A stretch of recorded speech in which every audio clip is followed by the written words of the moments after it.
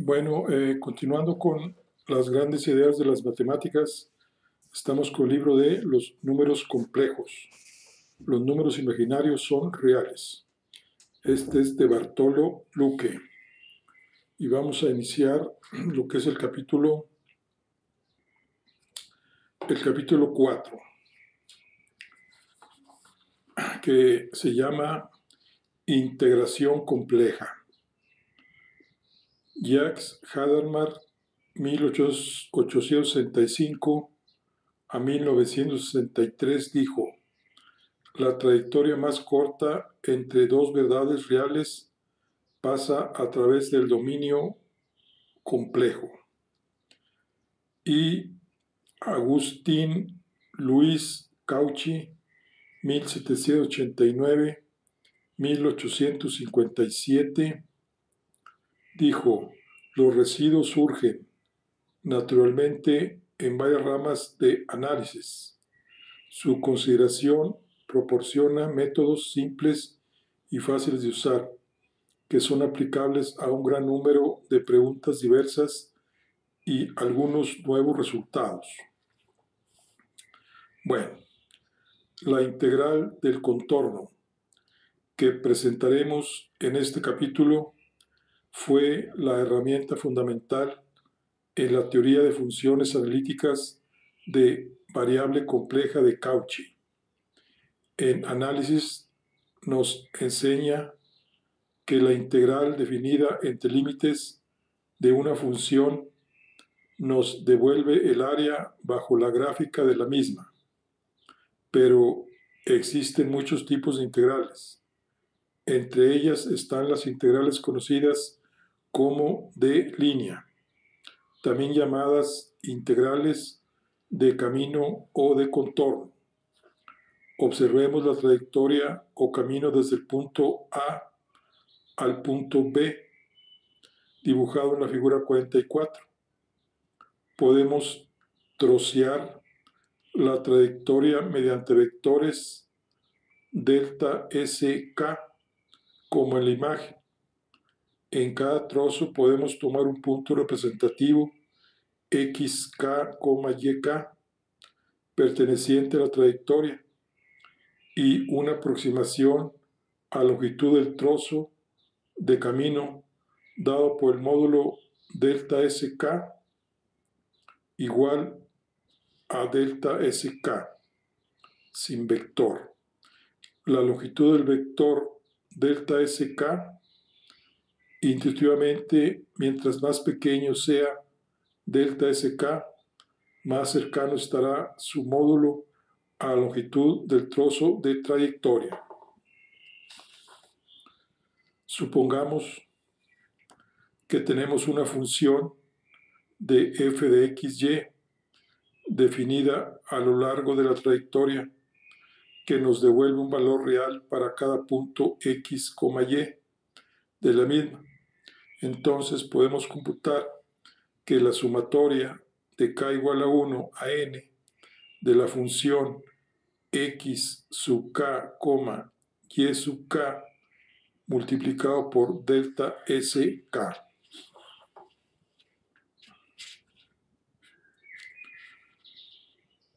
La suma de los productos de los valores de la función en el punto representativo de cada trozo por la longitud del vector que lo define.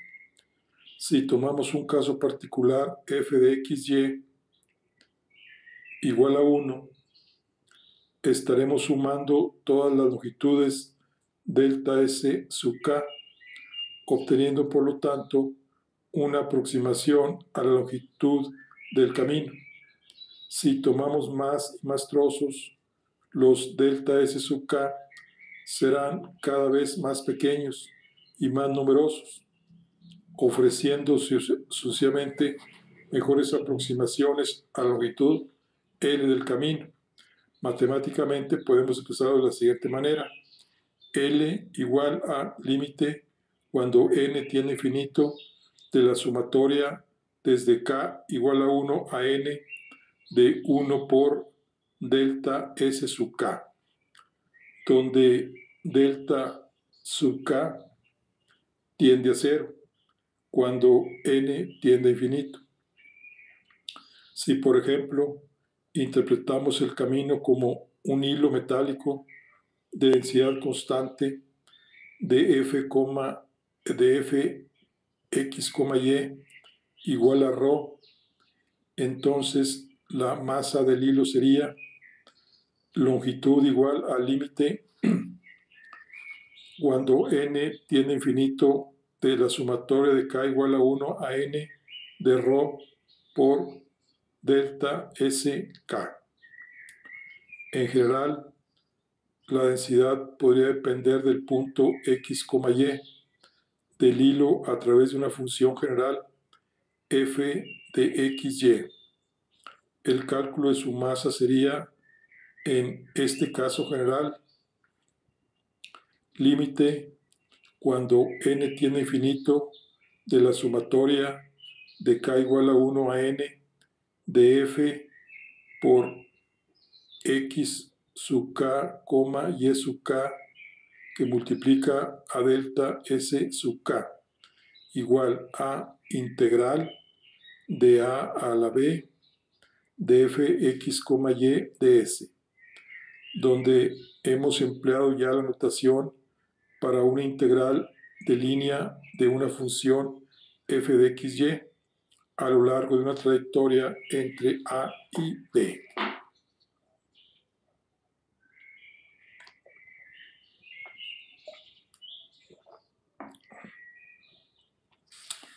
La idea de integral de cambio o contorno en variable compleja es exactamente la misma, teniendo en cuenta las particularidades de los números complejos. Observemos la figura 46. La única diferencia con la anterior es que ahora los incrementos son complejos. D delta zk es igual a delta xk más i delta yk. Y la función a integrar también, f de z es igual a u de x, y más ib de x, y. La integral de camino compleja se definirá análogamente como en el caso anterior. Puesto que en este caso habrá 4 integrales de líneas de función de variables real que resultan finalmente en un número complejo. Una trayectoria en el plano complejo es un punto de un punto A a un punto B, está formado por una serie de valores z. Si la curva es continua y suave, siempre podremos parametrizarla expresando puntos como funciones de z en función de t, donde t es un parámetro que toma los valores de mayor o igual que a y mayor o menor o igual que b. Observemos que si la trayectoria es suave, podemos derivar la parametrización z'(t). Todo esto nos permite el cálculo práctico de integrales de camino complejas, porque la integral de f de z es igual a lo que es la integral del punto A al punto B de la función z. Veamos un ejemplo. Integremos la función f de z igual a 1 sobre z a lo largo de la circunferencia de radio r centrada en el origen, como muestra la figura 47. Las flechas indican que el recorrido se realiza en sentido antihorario, introduciendo un parámetro t variando en t mayor o igual que 0, pero menor o igual que 2pi. La circunferencia queda parametrizada entonces por c z de t igual a r de e elevado a la it. Al variar continuamente los valores de t entre 0 y 2pi, obtenemos de manera continua los puntos de la circunferencia, y el cálculo de la integral se realiza con la integral de f de z igual de dz, que a fin de cuentas es igual a, y integral de 0 a la 2pi de dt, que es igual a 2pi i. Observemos que hemos adornado la integral de línea con un círculo para hacer explícito que se trata de un camino cerrado. Habitualmente no se usa el circuito si queda claro con el contexto que la integral es sobre un contorno cerrado. Cualquier curva suave a trozos, cerrada y sin intersecciones, como el círculo de nuestro ejemplo, divide al plano en dos regiones, una interior y otra exterior a la curva cerrada. Por cierto, esto que resulta trivial, si seguimos nuestra intuición, es difícil de demostrar matemáticamente. A partir de ahora, cuando digamos contorno, nos estaremos refiriendo a este tipo de contornos cerrados simples. Diremos que integramos el contorno cerrado en sentido positivo siempre que el interior quede a nuestra mano izquierda cuando lo recorremos. Y al contrario, diremos que integramos en sentido negativo cuando el interior quede a nuestra mano derecha. Si el recorrido en nuestro ejemplo hubiera sido en sentido horario, sería en sentido negativo y el resultado sería de menos 2pi. Exactamente el mismo cálculo, solo que cambiando el orden de los límites de integración, lo que produce un cambio de signo en el resultado final, donde el signo negativo delante de C nos indica que se recorre en sentido negativo. Por cierto, observemos que si en nuestro ejemplo hubiéramos tomado como función fz igual a 1, la integral nos devolvería la longitud de la circunferencia, que sería igual a 2πr.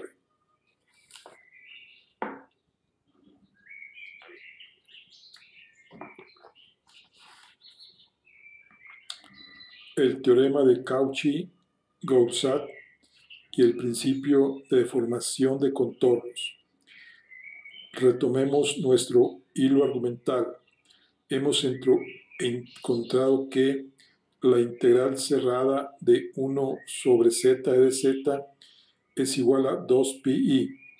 Si el lector repite la integral anterior para el camino cuadrado de la figura 48, podrá comprobar que el resultado final es la misma, 2πi. Casualidad. Observe que en la figura 49 el resultado de calcular la misma integral en varios casos donde un camino cuadrado parejo se ha desplazado a distintos lugares del plano complejo. ¿Puede deducir algún patrón? Parece que si el contorno no rodea al origen, la integral es nula. En la siguiente imagen, figura 50, hemos repetido los cálculos para círculos, elipses y caminos cerrados irregulares. Y en todos los casos nos da igual a 0. La conjetura parece mantenerse independientemente de la forma del contorno. Si nuestro camino no encierra al 0, la integral es nula. ¿Es correcta nuestra hipótesis? La respuesta nos la proporciona uno de los teoremas estrellas del análisis complejo, el teorema integral de Cauchy-Goursat, que dice que si S f de z es una función analítica en todos los puntos dentro y sobre un contorno simple cerrado C, entonces la integral cerrada de C de la función de z es igual a 0. De modo que, por ejemplo, la integral de la función e elevado a la z sobre cualquier contorno simple cerrado valdrá la integral cerrada de e a la z de z igual a 0. simplemente porque la función es entera, analítica en todo el plano complejo y en particular dentro y sobre el contorno C integrado. Pero, ¿por qué es diferente de cero la integral de 1 sobre z cuando el contorno rodea al origen f de z igual a 1 sobre z? Es analítica en todo el plano complejo excepto en z igual a 0, donde la función ni siquiera está definida. De modo que para esos contornos, puesto que no se aplica el teorema de Cauchy-Corsat, la integral no tiene por qué valer necesariamente 0. Veremos ahora que si el contorno, independientemente de su forma, rodea el origen, la integral de contorno de esta función siempre vale de hecho 2πi. Para ello tenemos que apoyarnos en el llamado principio de deformación de contornos que describiremos a continuación. Supongamos que tenemos una función analítica en el anillo de la figura 51 y su frontera. Podemos construir un camino cerrado recorrido de manera positiva, de modo que su interior siempre quede a nuestra izquierda cuando trazamos el camino. De la siguiente manera: C1 más AB más C2 más BA. Empezamos en A y recorremos a C1 en sentido antihorario. El interior del anillo nos queda a nuestra izquierda hasta dar la vuelta completa. Vamos de A y ahora recorremos C2 en sentido antihorario, de modo que de nuevo el interior del anillo nos queda a nuestra derecha hasta regresar de nuevo a B y de aquí a A cerrando la trayectoria.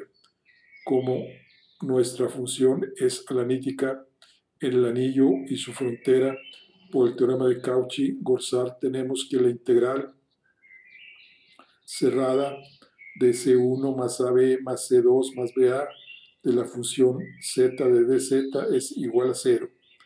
Podemos descomponer esta integral en 4 trayectorias y nos sigue dando igual a 0.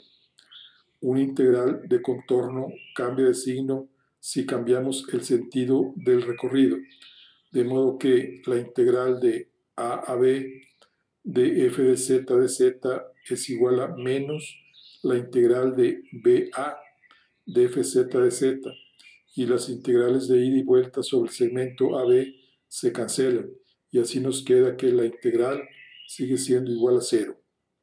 Ahora, si cambiamos el sentido del recorrido del contorno C2, como mostramos en la figura 52, cambiará el signo de su integral de camino, y a partir del resultado anterior llegamos al principio de deformación de contornos, donde la integral cerrada de C1 de fz de z es igual a integral cerrada de C2 de f de z igual por 2z, donde ahora debemos interpretar que C2 se recorre positivamente porque su interior, que ahora contiene el origen de la figura, queda a mano izquierda cuando lo recorremos.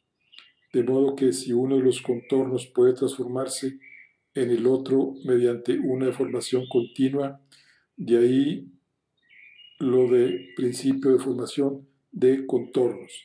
Si no cruza ningún punto donde f de z no es analítica, ambas integrales dan el mismo resultado. Así que si nuestra función es f de z es igual a seno de z, por ejemplo, como la función es entera, ocurre que la integral cerrada de seno de z es igual a la integral cerrada de C2 seno de z. Sucede lo mismo con la función f de z igual a 1 sobre z. Observe la figura 54, donde hemos encajado nuestro camino circular en nuestro contorno cuadrado, ambos centrados en el origen. Recordemos que el cálculo de la integral de contorno f de z igual a 1 sobre z a lo largo de una circunferencia de radio i centrado en el origen arrojó resultado integral cerrada de Z1 de 1 sobre Z de Z igual a 2 pi. Ahora podemos afirmar a partir del principio de formación de contornos que la integral para el contorno cuadrado C2 da el mismo resultado, porque podemos deformar continuamente la circunferencia como si fuera una goma hasta convertirla en un cuadrado sin pasar por el origen. De hecho, la integral de fz igual a 1 sobre z a lo largo de cualquiera de los caminos que habíamos propuesto conteniendo el origen arroja el mismo resultado, 2 pi por el mismo motivo.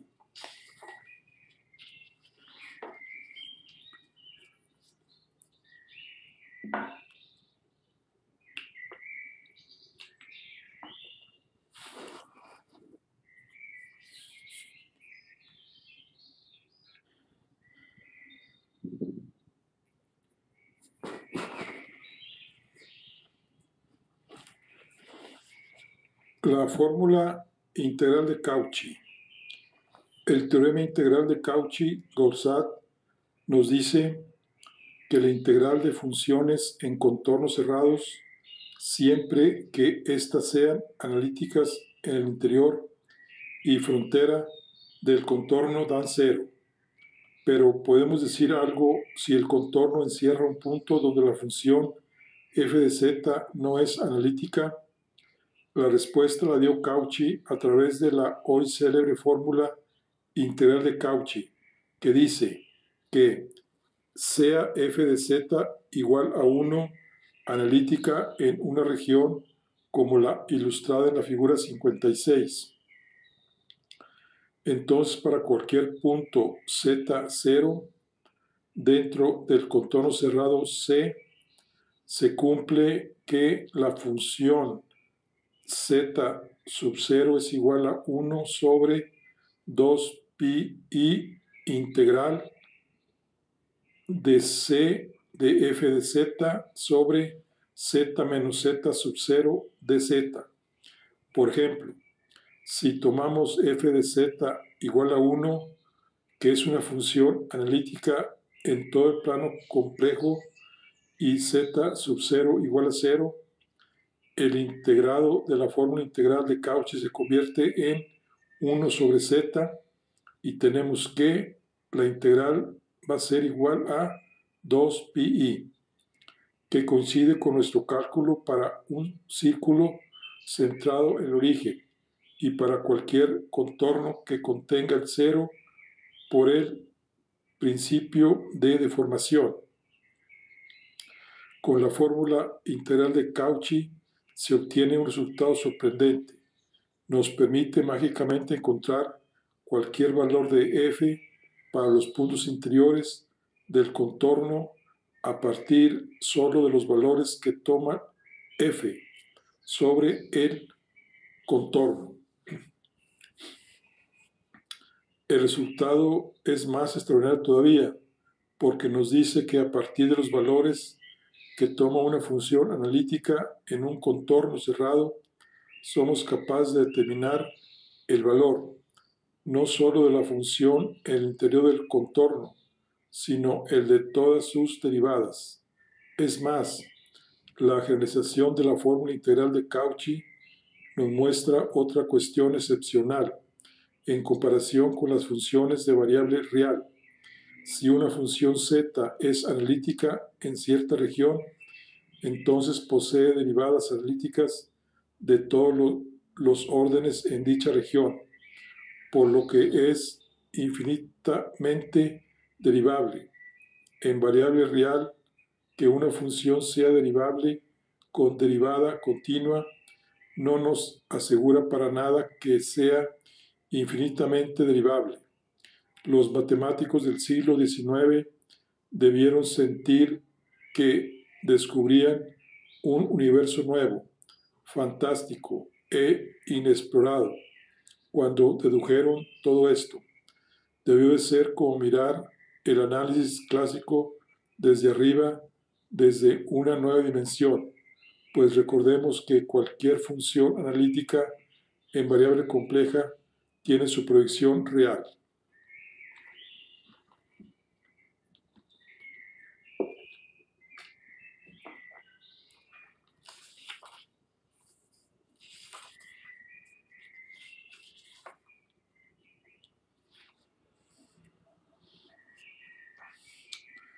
Ahora, series de potencias. Hasta aquí hemos visto el enfoque seguido por Cauchy para levantar los cimientos de la teoría analítica de variable compleja,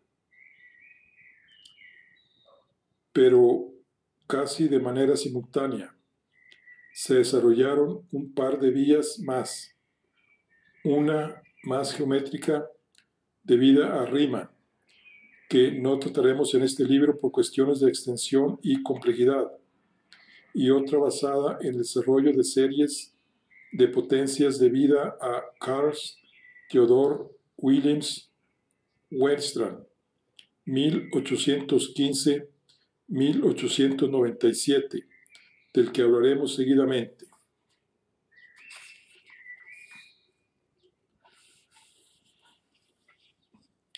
Recordemos que una serie es una suma infinita de términos.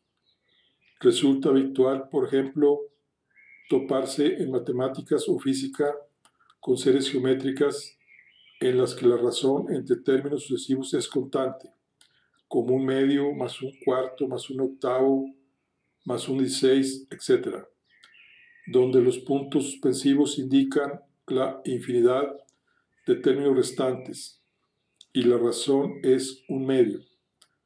La forma compacta de escribirlo es la sumatoria de n igual a 1 a infinito de un 1, un medio, todo elevado a la n. Es finita esta suma infinita. Es posible que la suma de infinitos términos finitos sea finita. Es la serie que suelen utilizar los profesores de matemáticas para deshacer la aparente paradoja de Zenón, que han explicado los alumnos en clase de filosofía. Hay una forma fácil de demostrar, en este caso sin usar ni siquiera álgebra, que la serie suma 1. Partamos de un cuadrado de área 1, 1, como el de la figura 57, y apliquemos el siguiente procedimiento de se divide el cuadrado por la mitad y se cubre una de las partes de área 1 medio. Luego se cubre la mitad de la mitad restante, que tiene área de 1 cuarto. Y reiterando este proceso, resulta obvio que si siguiéramos así indefinidamente, acabaríamos cubriendo el cuadrado en su totalidad. Luego, la suma de la serie es 1. Los matemáticos dicen que esta serie es convergente porque acaba arrojando un resultado finito. En contraposición de una serie como la armónica, la sumatoria de n igual a un infinito de 1 sobre n, que crece sin límite a medida que sumamos más y más términos, se dice que es divergente. Tomemos una generalización funcional de la serie geométrica. S sub n de x igual a la sumatoria de k igual a 0 a infinito, donde x elevado a la k es igual a 1 más x al cuadrado más etcétera x a la n menos 1. Decimos funcional porque para cada valor que damos a x obtenemos una serie distinta.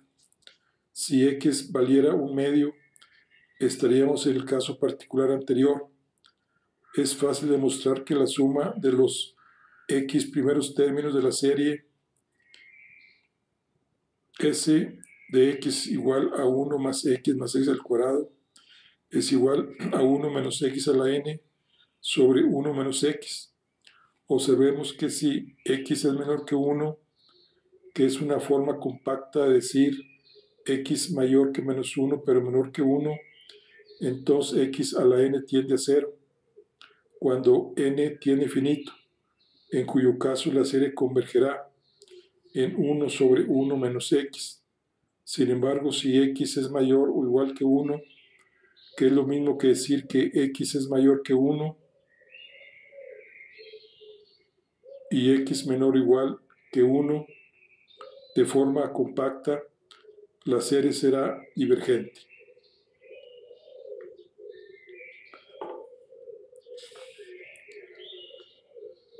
Entonces, el polinomio de Taylor de la función f de x igual a seno de x es seno de x es igual a x menos x al cubo sobre 3 factorial más x a la quinta sobre 5 factorial menos x a la séptima sobre 7 factorial, etc.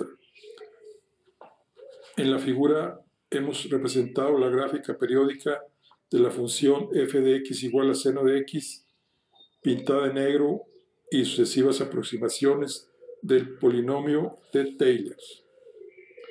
Tomando cada vez más y más términos, nos queda x, x menos x cúbica sobre 3 factorial, x menos x cúbica sobre 3 factorial más x quinta sobre 5 factorial, etc. En distintos tonos de gris. Como el lector puede advertir, cuantos más términos del polinomio de Taylor recogemos, más se aproxima la gráfica del polinomio a la gráfica de la función, y mejor es la aproximación del polinomio f de x. Taylor demostró que si una función es infinitamente derivable, entonces puede expresarse como un polinomio. El lector puede comprobar que si f de x es igual a seno de x y toma x igual a 0, se obtiene el polinomio anterior. Observemos que para cada valor de x que tomemos, obtendremos una serie distinta para que podrá ser convergente o no. En el caso del polinomio de Taylor de la función, seno del polinomio converge para todo valor x, y decimos entonces que el radio de convergencia es infinito. Si tomamos un centro de desarrollo x sub 0 distinto, obtendremos un polinomio diferente y probablemente un radio de convergencia distinta. Es fácil ver en estos casos por lo que el radio de convergencia es r igual a 1. Justo para x igual a 1, el denominador se hace 0.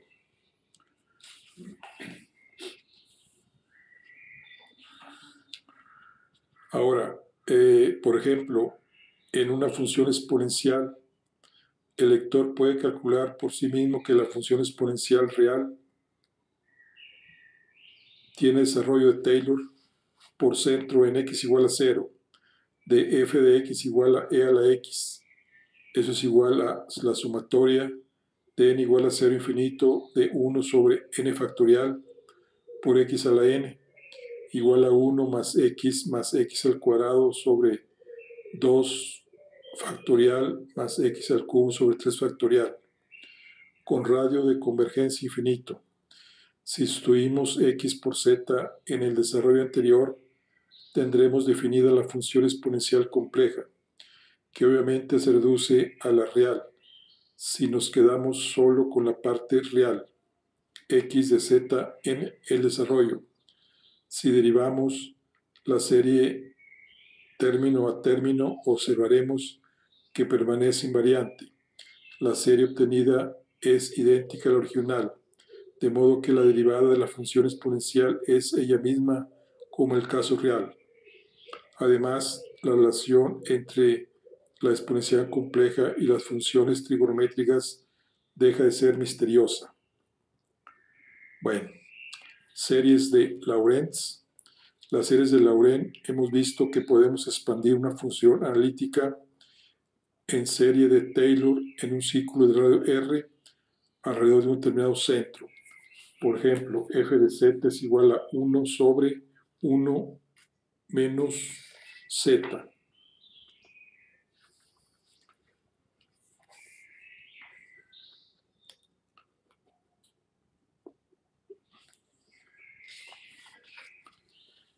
Y luego tenemos polos y residuos. En los polos y residuos ya hemos tratado de manera intuitiva con singularidades al detectar valores de la función. En este caso, la función f de z es igual a la sumatoria de k igual a 0 a infinito de a sub k, que multiplica a z menos z sub 0 elevado a la k, más la sumatoria de k igual a 1 infinito de b sub k sobre z menos c sub 0 todo elevado a la k. Y al hacer el desarrollo, tenemos que f de z es igual a la sumatoria de k igual a 0 a infinito es igual a sub k de z menos z0 elevado a la k más b1 sobre z1 menos z0 más b2 sobre z menos z0 al cuadrado, etc. Eso es polos y residuos. Entonces hemos visto que la integral de contorno de una función analítica f de z en una región que incluye el contorno C, que encierra un único punto singular de z0 es 2pi p1.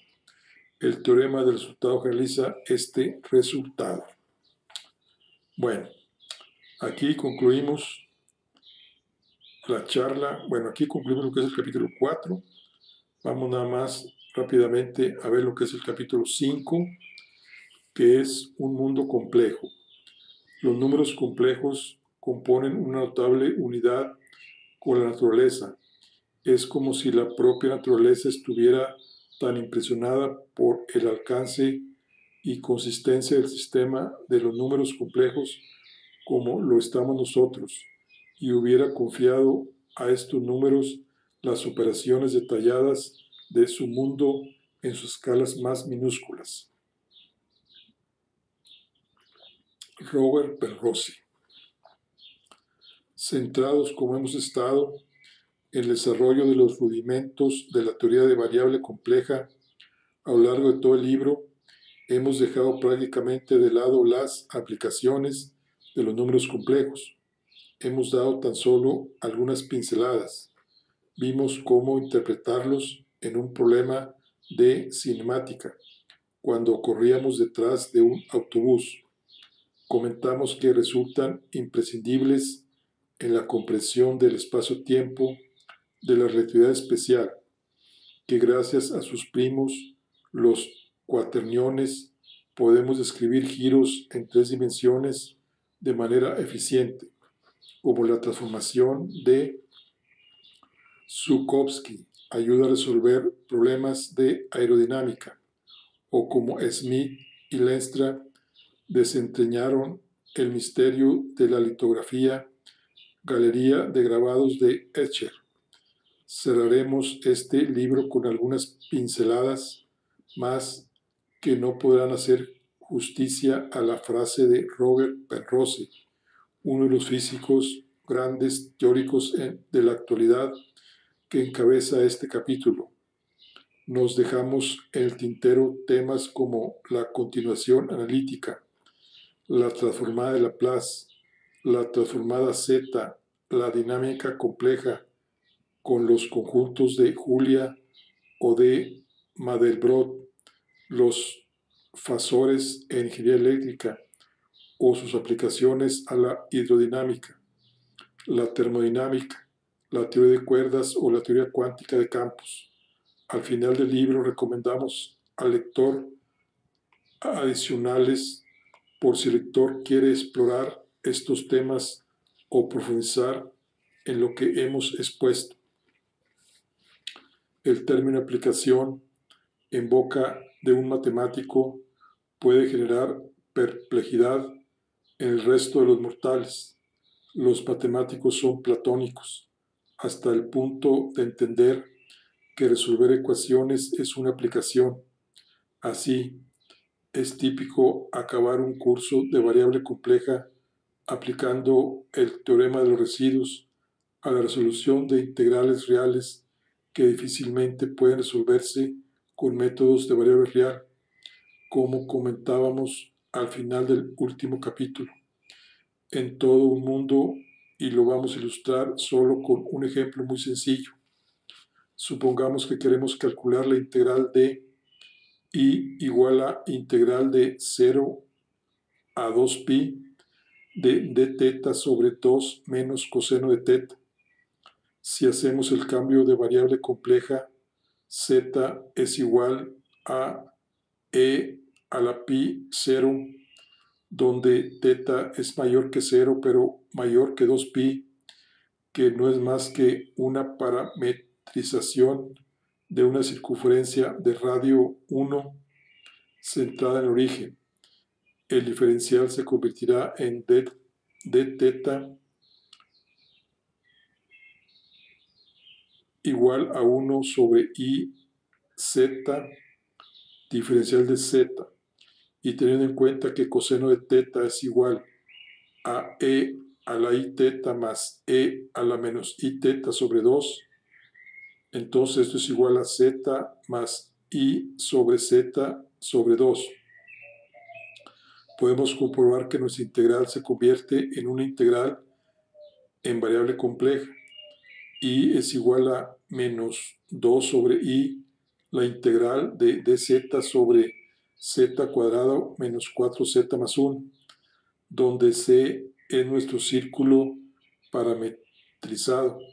Si calculamos el residuo de polo z es igual a 2 menos raíz de 3, que es lo único de los dos que tiene la función que está dentro del contorno, obtendremos como respuesta de f2 menos raíz de 3 igual a menos 1 menos 1 medio, no, menos 1 entre 2 raíz de 3.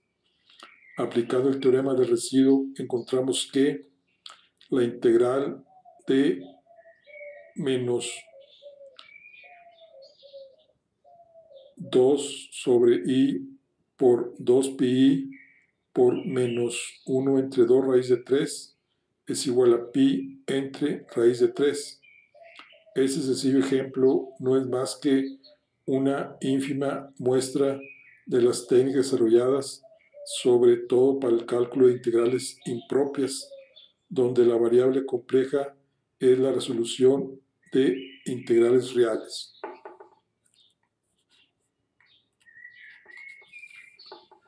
Funciones armónicas. Si una función es analítica en un punto, puede demostrarse que sus componentes u y b poseen derivadas parciales continuas de todo orden en este punto. Derivando entonces con respecto a x y y las ecuaciones, obtenemos que la derivada al cuadrado de u sobre la derivada parcial de x al cuadrado es igual a la derivada parcial al cuadrado de b sobre la derivada parcial de x, derivada parcial de y derivada parcial al cuadrado de u sobre la derivada parcial de y cuadrada es igual a menos la derivada parcial de b sobre la derivada parcial de x, derivada parcial de y. De modo que la derivada parcial al cuadrado de u entre la derivada parcial de x cuadrada más la derivada cuadrada de u sobre la derivada parcial de y al cuadrado es igual a 0. Esta ecuación en derivadas parciales de segundo orden se conoce como la ecuación de Laplace y fue introducida por Pierre Simon Laplace 1749-1827 en el contexto de la mecánica newtoniana. De forma parecida podemos demostrar que b de xy también cumple esta ecuación. Se denomina armónicas a las funciones que cumplen la ecuación de Laplace. En física se definen funciones llamadas potenciales asociadas a campos conservativos, como por ejemplo el campo electromagnético o el gravitatorio, que representan la energía potencial que tendría una unidad de carga o masa situada en cada punto del campo.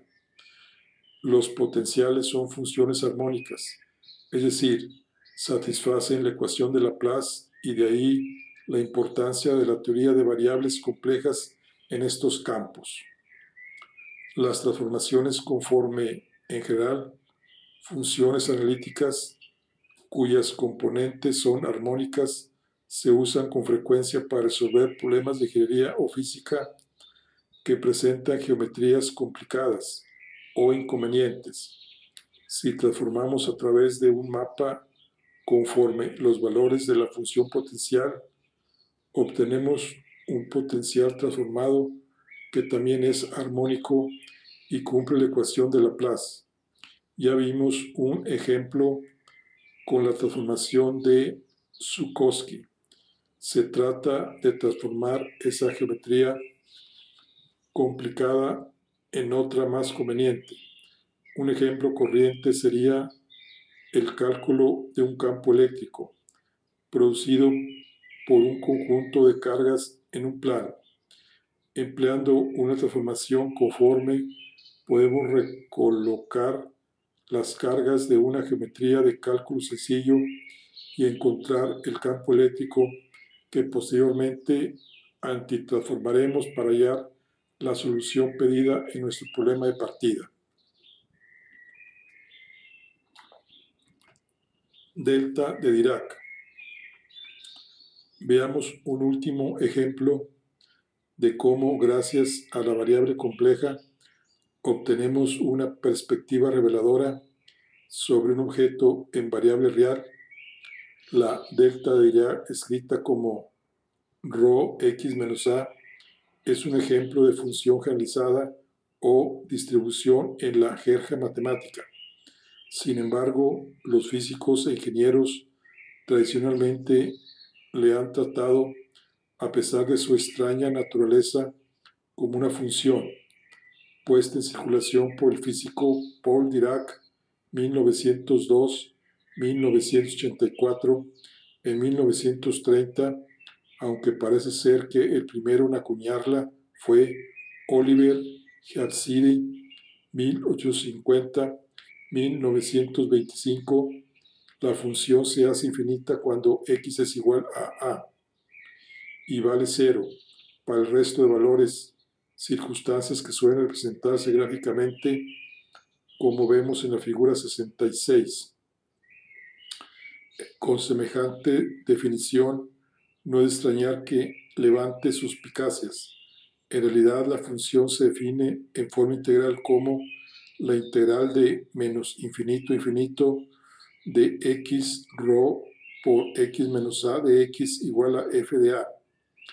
En particular, si tomamos como función f de x igual a 1 y a es igual a 0, la definición anterior deviene en la integral de menos infinito a infinito de rho x de x igual a 1, que podemos interpretar como la normalización de una distribución de probabilidad.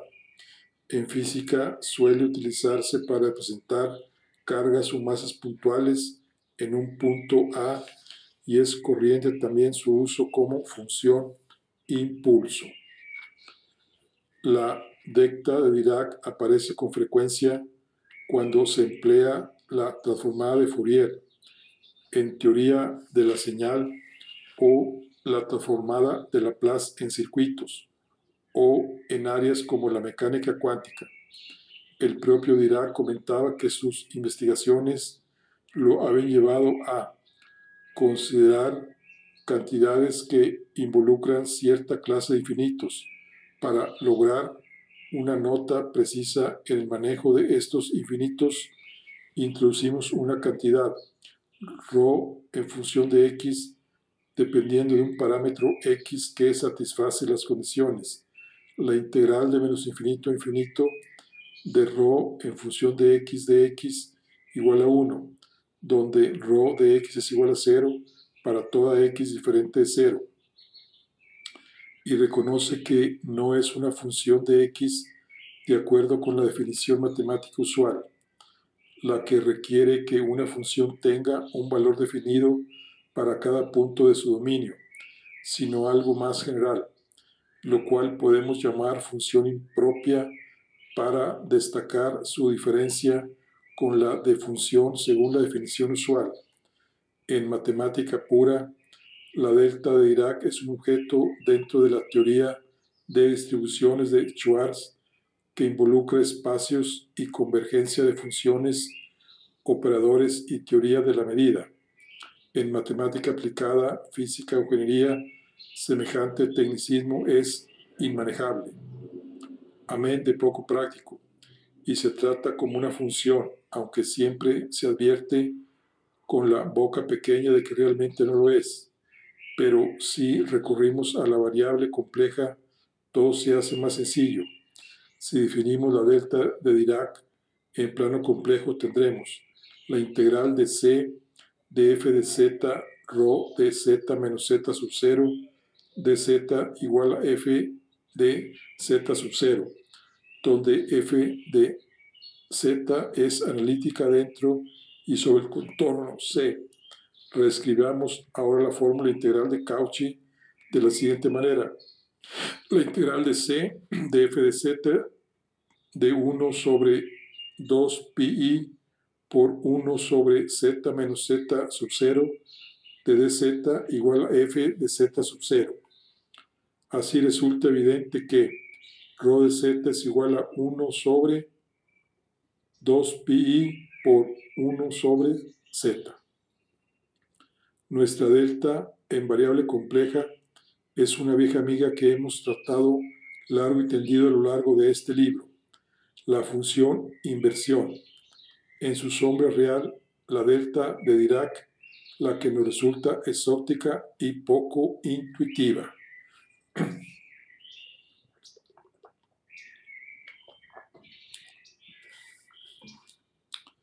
Ahora vamos sobre la hipótesis de Riemann. Dice, una de las áreas donde la variable compleja resultó revolucionaria fue la joya de la corona de la matemática pura, la teoría de números.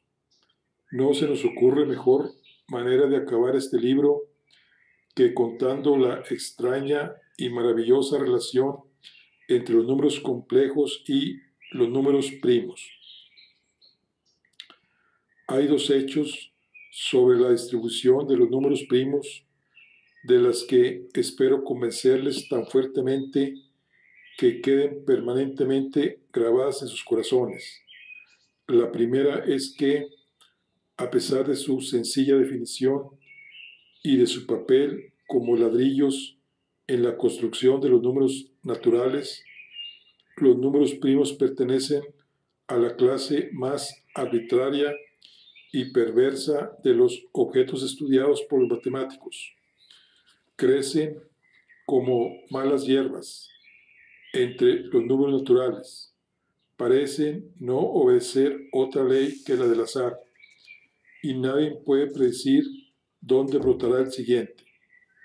El segundo hecho es incluso más sorprendente, pues afirma justo lo contrario, que los números primos exhiben sorprendentes regularidades, que hay leyes que gobiernan su comportamiento y que obedecen estas leyes con precisión casi militar. Con estas poéticas palabras describe el matemático Don Siagier el estado de la cuestión sobre la distribución de los números primos a lo largo de la recta numérica de los números naturales, mostrada en la figura 67.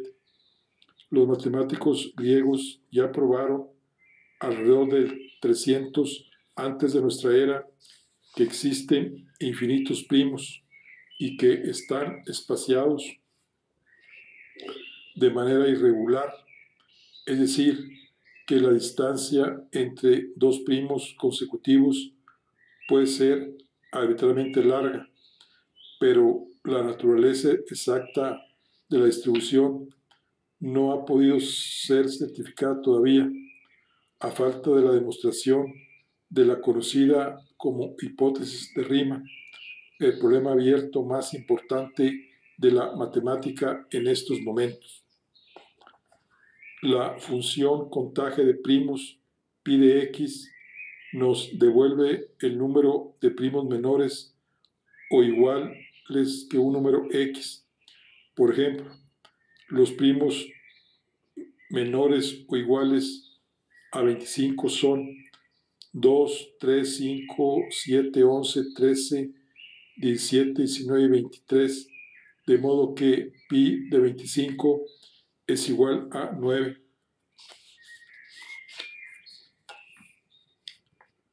El aspecto pi de x, como podemos apreciar en la primera gráfica de la figura 69,